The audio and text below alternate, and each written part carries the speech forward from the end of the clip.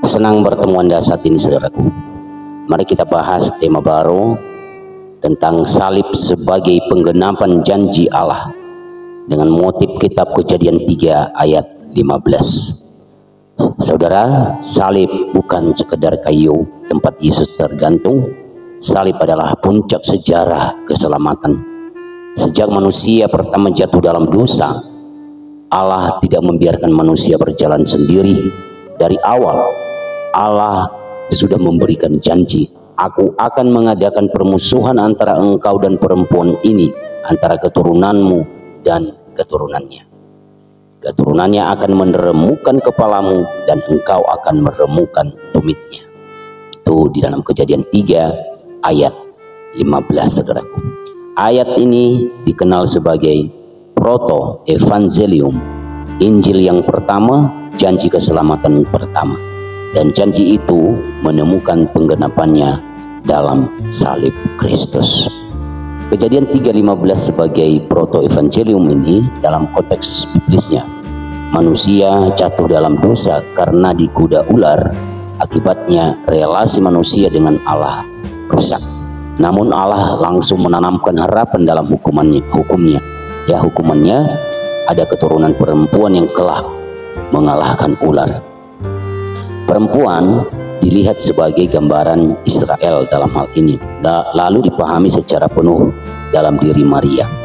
Keturunannya itu menunjuk pada Mesias, yaitu Yesus Kristus.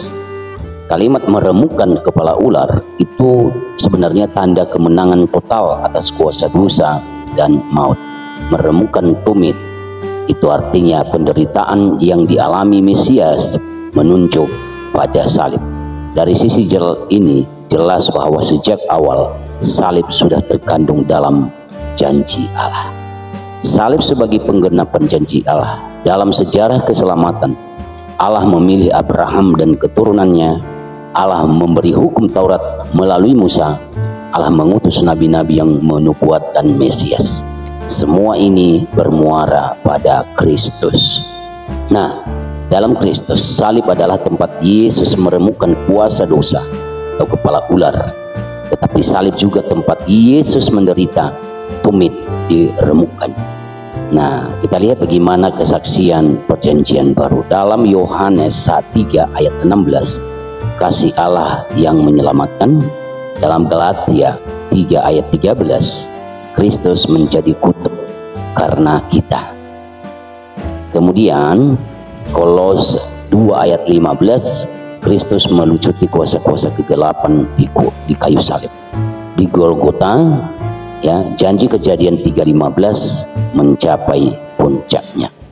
Nah, bagaimana salib dan misteri kosmis, saudaraku? Salib bukan hanya peristiwa sejarah, tetapi titik balik kosmos. Dosa adalah kekacauan metafisis yang merusak tatanan ciptaan. Salib menjadi poros yang memulihkan keturunan. Salib adalah tempat perjumpaan antara keadilan Allah, dalam arti dosa harus ditebus, dan kedua kasih Allah, di mana Allah sendiri menanggung dosa manusia.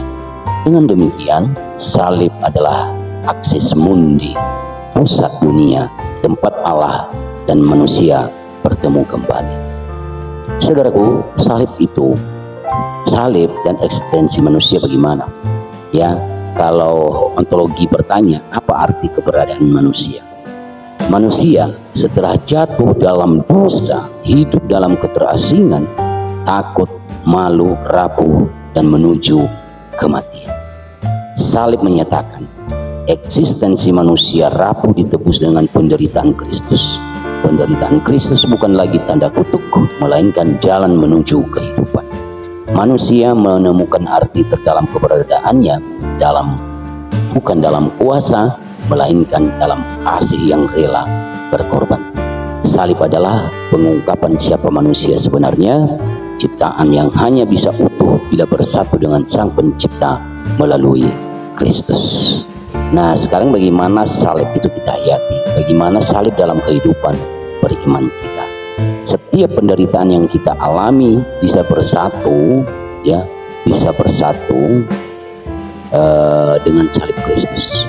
Komunitas Gereja hadir sebagai tubuh Kristus yang hidup dari salib dan ekaristi. Salib mendorong kita mengalahkan kejahatan dengan kasih, bukan balas dendam.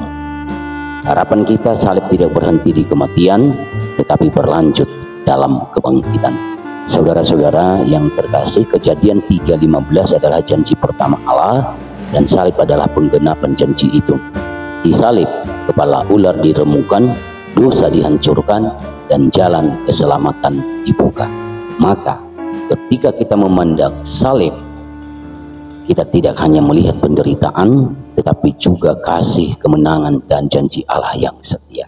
Seperti yang dikatakan oleh Paulus, saudaraku, sebab pemberitaan tentang salib memang adalah kebodohan bagi mereka yang akan binasa, tetapi bagi kita yang diselamatkan, pemberitaan itu adalah kekuatan Allah. Saudaraku yang terkasih, semoga apa yang disampaikan kepada kita tentang tema ini, salib adalah penggenapan janji Allah dalam Kejadian 3 ayat 15, semakin kita menghayati hidup kita sebagai salib, ya, penyangkalan diri, dan tentu juga kita lebih paham betapa bermaknanya salib yang ditanggung oleh Yesus untuk manusia. Tuhan memberkati.